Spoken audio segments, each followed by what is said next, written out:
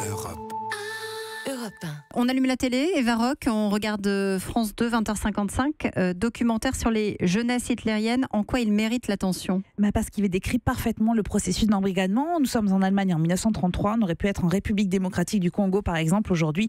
La méthode, elle est toujours la même, promettre à ses enfants une vie de rêve avant qu'ils ne deviennent de la chair à canon. De l'autre côté du Rhin, vous savez, tout a commencé avec des activités extrascolaires, puis les camps de vacances où on s'amuse à jouer à la guerre, et des animateurs qui répètent qu'il n'y a qu'un chef, un héros, Hitler.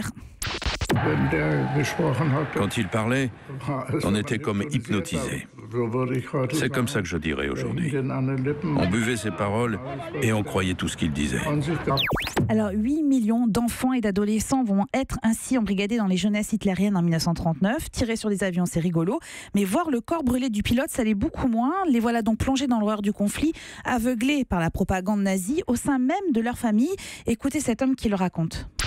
Mon père écoutait tout le temps la radio anglaise, la BBC.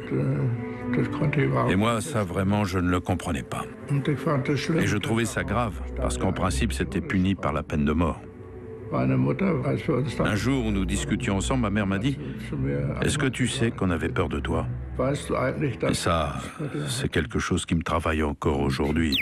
Alors le documentaire narré par Vincent Lindon est remarquable parce qu'aux images d'archives qui sont très difficiles parfois, je préfère vous le dire, se mêlent les témoignages de ces hommes qui en fait au gré du récit vont raconter aussi leur aveuglement. Pour certains, la prise de conscience ne se fera que le jour de la mort d'Hitler.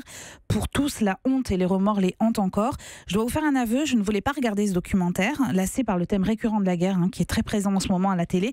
Et pourtant, ce film mérite d'être vu. Une diffusion dans les écoles d'ailleurs serait salutaire. Voilà, c'est dit ce soir à 20h55 à regarder. Europe 1.